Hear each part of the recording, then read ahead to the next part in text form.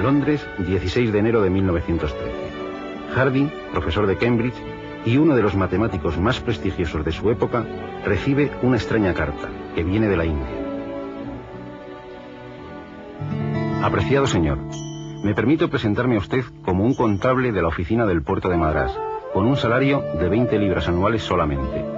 Tengo 23 años de edad.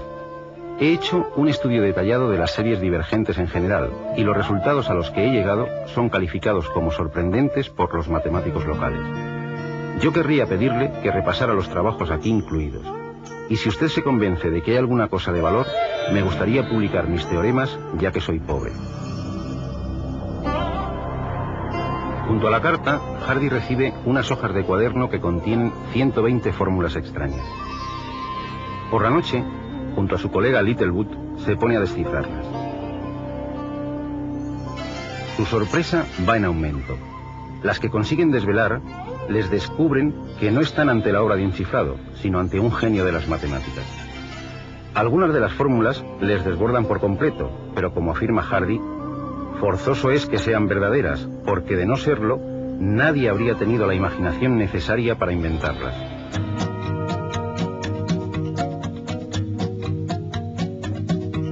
Una de estas fórmulas está relacionada con el número pi, y a Hardy le resulta completamente nueva.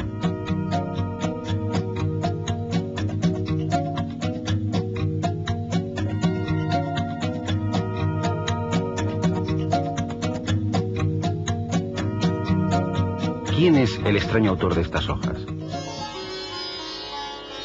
Se trata de un joven de 25 años. Había mentido en la edad. Empleado de la oficina del puerto de Madrás en la India, sin ninguna formación académica. De hecho, había suspendido los exámenes en el colegio universitario, pero con un gran talento matemático. Su nombre es Srinivasa Ramanujan.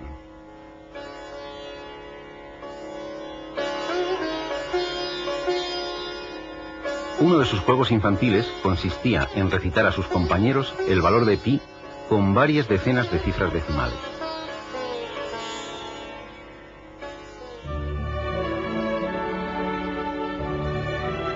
Sin dudarlo, Hardy invitó a este prodigioso joven a Cambridge, donde trabajaron codo con codo desde 1914 a 1919, año en que Ramanujan, aquejado de una grave enfermedad, regresó a la India. Murió al año siguiente.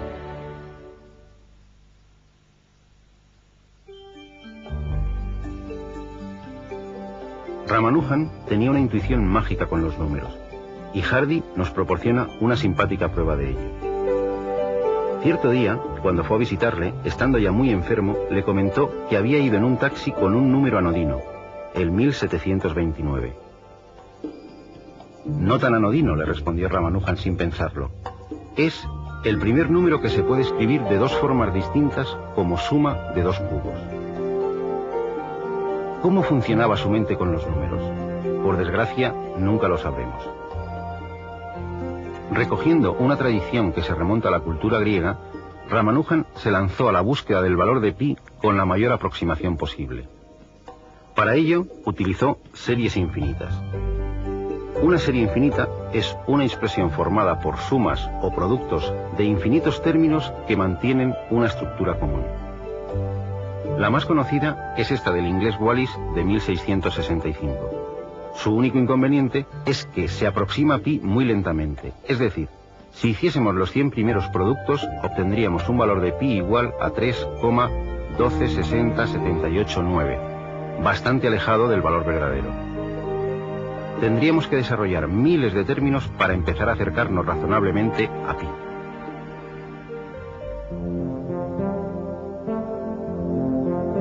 Desde el siglo XVII, series de este estilo han jugado un papel fundamental en la historia de las matemáticas, y francamente no dejan de sorprendernos.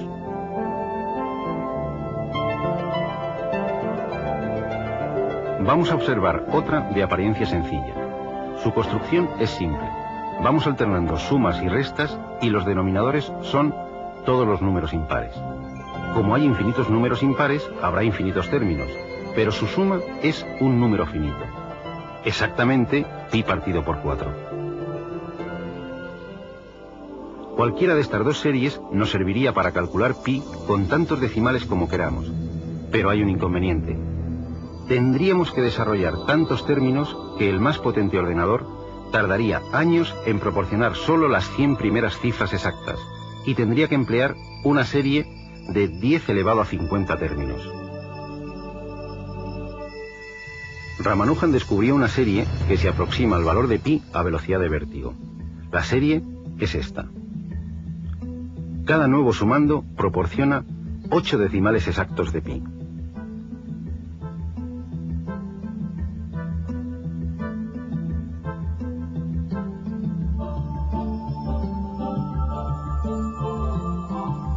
En la fórmula aparece un símbolo extraño, el símbolo exclamación, que detrás de un número es el símbolo factorial y representa el producto del número por todos los anteriores hasta 1.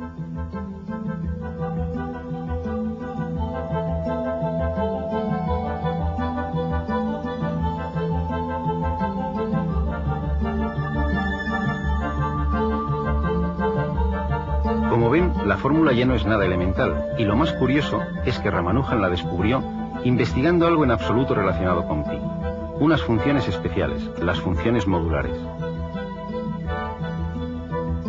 Pero antes de aventurarnos en los millones de cifras de pi, vayamos al principio de la historia de este número tan extraño.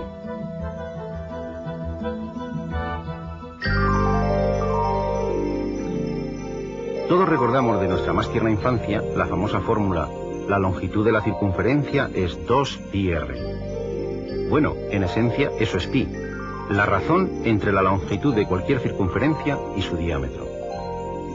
Si dividimos la longitud de cualquier circunferencia entre su diámetro, siempre obtendremos el mismo resultado, pi.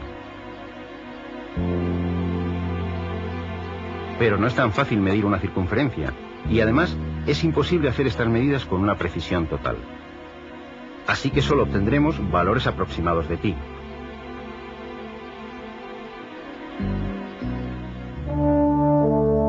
Pero para hablar de pi, tenemos que retroceder en el tiempo hasta el siglo III a.C. y viajar hasta el sur de Italia, a Siracusa. Y allí nos encontramos Eureka, con Arquímedes, el de la bañera, uno de los despistados más famosos y al mismo tiempo una de las mentes más geniales de la historia, y autor de alguna de las frases más populares de todos los tiempos. Todo cuerpo sumergido en un fluido experimenta un empuje hacia arriba igual al peso del líquido desalojado. Este es el teorema de Arquímedes. Y también descubrió las leyes de la palanca: dadme un punto de apoyo y moveré el mundo. Además, se las ingenió para hacer que el agua subiese de un punto a otro más alto. Sí, también el tornillo sin fin, que hoy se utiliza en nuestros silos para elevar el grano, se lo debemos a él. Este sabio polifacético fue sin duda el primer ingeniero militar de la historia. Con sus diabólicos inventos bélicos trajo en jaque durante 2 años a los ejércitos del general romano Marcelo.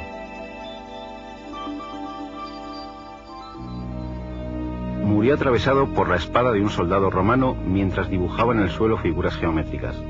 Según la leyenda, sus últimas palabras fueron: no borres mis círculos. Arquímedes es el padre de un buen número de descubrimientos relacionados con las figuras y los cuerpos redondos. Pi le debe mucho a Arquímedes, o Arquímedes a Pi, según se mire. Euclides ya nos dice en sus famosos elementos que las áreas de los círculos son proporcionales al cuadrado de sus radios. O dicho de otra forma, que si dividimos el área de cualquier círculo entre el cuadrado de su radio, siempre obtendremos el mismo número. Pero, ¿cuál es ese número? Un siglo más tarde, Arquímedes fue el que de forma bastante ingeniosa demostró que ese número es nuestro famoso pi. Desde entonces, sabemos la conocida fórmula del área del círculo: área igual a pi por el radio al cuadrado. Aunque Arquímedes lo decía de esta otra forma: el área de un círculo es igual que el área de un triángulo rectángulo, uno de cuyos catetos es el radio y otro la longitud de la circunferencia.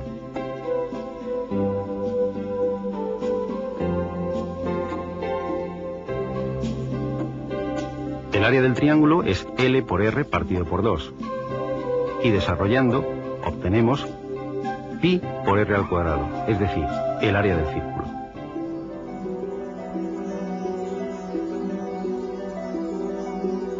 Por lo que parece, Arquímedes era un enamorado de las curvas. Descubrió resultados increíbles sobre la espiral que hoy lleva su nombre, la espiral arquimediana.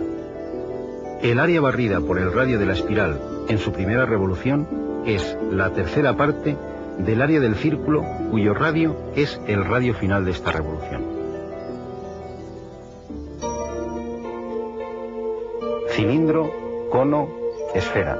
Son cuerpos redondos. El número pi es la llave para calcular sus áreas y sus volúmenes. Y siempre que aparece esta llave es Arquímedes quien nos enseña a usarla. Descubrir la manera de calcular las áreas laterales del cilindro y del cono no le debió suponer a Arquímedes un esfuerzo especial, ya que basta con extender en el plano estas superficies. El área lateral será entonces la longitud por la altura, es decir, 2πr por h.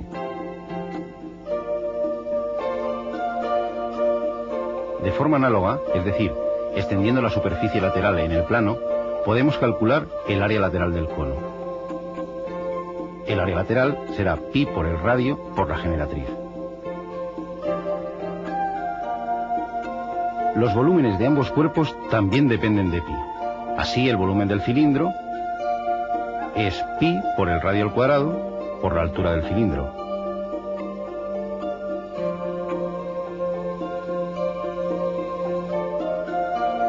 Y el volumen del cono es igual a 1/3 de pi por el radio al cuadrado por la altura del cono. Lo que ya no es una tarea tan simple es calcular el área y el volumen de una esfera.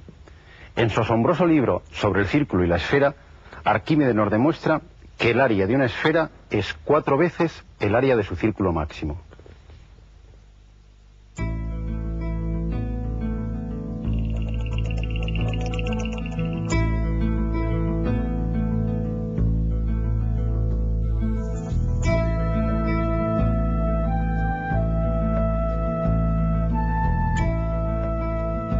Descubrió que el volumen de una esfera es 4 veces el del cono que tiene por base el círculo máximo de la esfera y por altura el radio de la misma.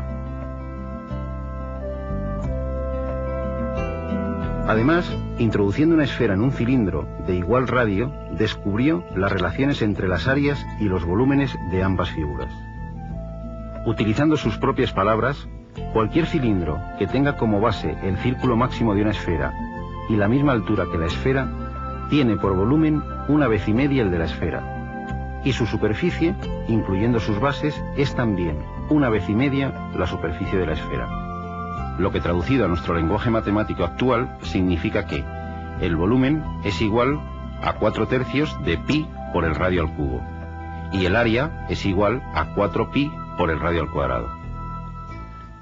Arquímedes se sintió siempre tan orgulloso del descubrimiento de esta relación entre la esfera y el cilindro que, según la leyenda, pidió que se grabara en su tumba una figura con una esfera dentro de un cilindro.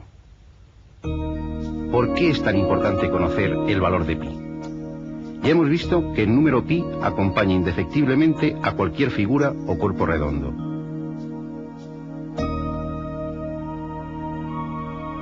Para calcular cosas tan dispares como la masa de la Luna, o el material necesario para la construcción de un oleoducto, o la capacidad de los depósitos de combustible, o incluso la distancia de Madrid a Nueva York, necesitamos a pi.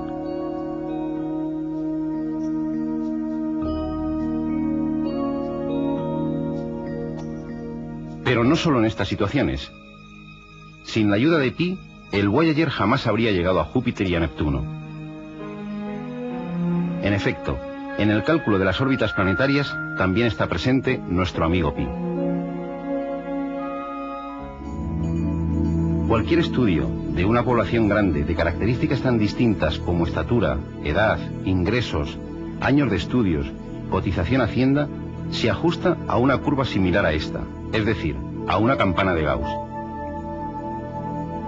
Pues bien, su área es la raíz cuadrada de pi. Pero pi, este extraño número, nos depara muchas más sorpresas.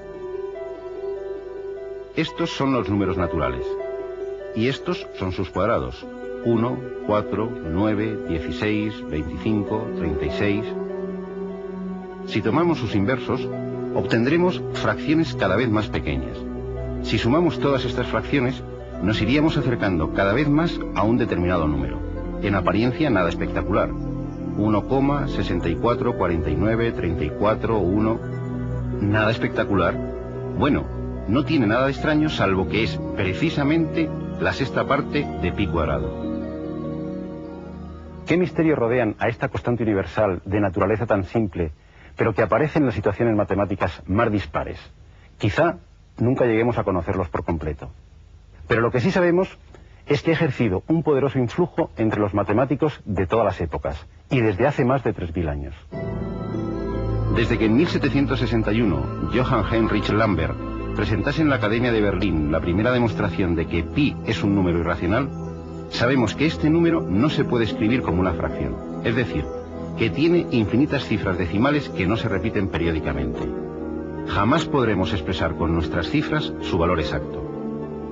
Si pensamos que con los 11 primeros decimales de pi podemos calcular la circunferencia de la Tierra con un error inferior a 1 centímetro, y que con los 40 primeros decimales podríamos calcular el diámetro del universo con un error inferior al diámetro de un átomo de hidrógeno, parecerá que tanto esfuerzo por encontrar cada vez más decimales de pi es fruto de una obsesión o una enfermedad de los matemáticos.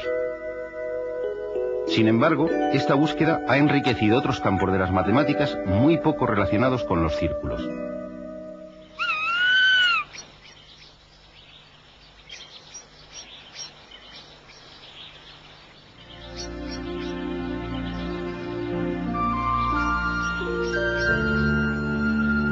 ¿Qué tiene que ver el río Amazonas con el número pi? En apariencia, nada. Sin embargo, Hans Henrik Stolum, geólogo de la Universidad de Cambridge, ha calculado la relación entre la longitud real de muchos ríos con meandros y su longitud en línea recta desde su nacimiento hasta su desembocadura. Esta proporción varía de un río a otro, pero su promedio es un número ligeramente mayor que 3. Lo realmente curioso es que en ríos como el Amazonas, el Mississippi y los grandes ríos siberianos, todos ellos de enorme longitud y pendiente suave, esta proporción es poco más de 3/14. Sospechosamente parecida al número pi. Pero vayamos al principio. En la Biblia aparece una de las primeras referencias, no muy afortunada, del valor de pi. En el libro de los Reyes se citan los utensilios que Salomón mandó construir para su templo, entre ellos un mar de fundición, un gran cuenco. Según el texto bíblico, hizo fundir un mar, 10 codos desde una orilla a la otra, completamente redondo, y su altura era de 5 codos, y con una cuerda de 30 codos lo rodeó. De la cita se deduce que asignaba a pi el valor de 3.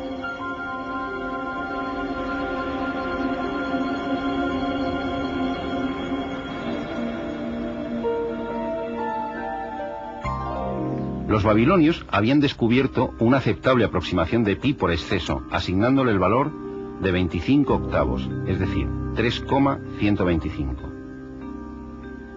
Los egipcios, en 1650 a.C., según se puede leer en el papiro de Rin, le dieron el valor de 16 novenos elevado al cuadrado, es decir, 3,16. Arquímedes realizó el primer cálculo teórico de pi. El original y paciente método consiste en trazar un hexágono regular inscrito y otro circunscrito a una circunferencia. El perímetro del hexágono interior es menor que la longitud de la circunferencia y el del exterior mayor. Dividiendo los perímetros entre el diámetro obtendremos una cota inferior y una cota superior de pi. Si duplicamos el número de lados del polígono regular obtendremos una mejor aproximación. Pues bien, con suma paciencia esto es lo que hizo Arquímedes hasta alcanzar un polígono de 96 lados, con lo que demostró que pi está comprendido entre 223 partido por 71 y 22 partido por 7, es decir, entre 3,1408 y 3,1429. Había empezado la gran carrera para obtener cada vez un valor más próximo a pi, una auténtica carrera de relevos. Ptolomeo, en el siglo II, obtiene un valor que se repetirá hasta la saciedad en todas las escuelas durante cientos de años. Pi igual a 3,1416.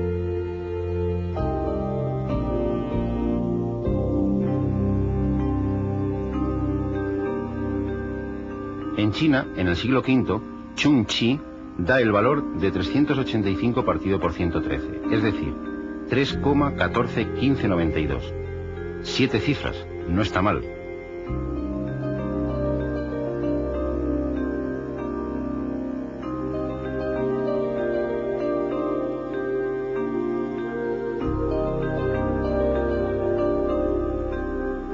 En el siglo XVI, el francés François Viet consigue calcular el valor de pi con 10 cifras decimales, 3,1415926536, utilizando polígonos regulares de 393.216 lados. A finales de siglo toma el testigo el matemático Ludolf van Zeulen, que dedicó más de la mitad de su vida al cálculo de pi. Llegó a trabajar con polígonos de billones de lados. Tal era su obsesión por pi, que hizo grabar en su sepulcro, como todo epitafio, los 35 dígitos con que calculó su valor.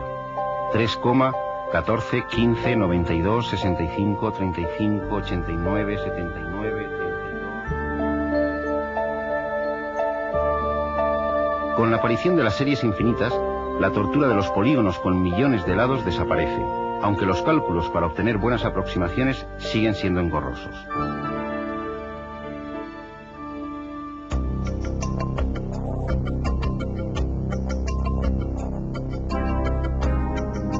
Y la carrera continúa. Utilizando series de convergencia cada vez más rápida, Abraham Sharp obtuvo 71 cifras de pi. Bayes obtuvo 200 cifras en 1824 y Richter, 30 años más tarde, obtuvo 500 cifras. Quizá la historia más entrañable de esta maratón sea la del matemático inglés Sans, que en 1873 creyó haber calculado los 707 primeros decimales de pi. Él nunca llegó a saber que en la cifra 528 había un error. Este hecho se descubrió en 1945. El nacimiento del ordenador impulsó de nuevo esta carrera sin fin. En 1949, von Neumann, con el ya mítico ordenador ENIAC, obtuvo 2037 dígitos, en solo 70 horas. En 1958 se obtuvieron las 10.000 primeras cifras. En 1961, las 100.000 primeras en menos de 9 horas. El millón se rebasó en 1973. Los 10 millones en 1985. Los 100 millones en 1987. En la actualidad, el récord está en los 50.000 millones de cifras. Pero la carrera no ha hecho más que empezar. De hecho, aunque no se lo crean, no estamos mucho más cerca de la meta que nuestro buen amigo Arquímedes. Y nunca lo estaremos. En fin, las bromas del infinito. Pero eso es otra historia.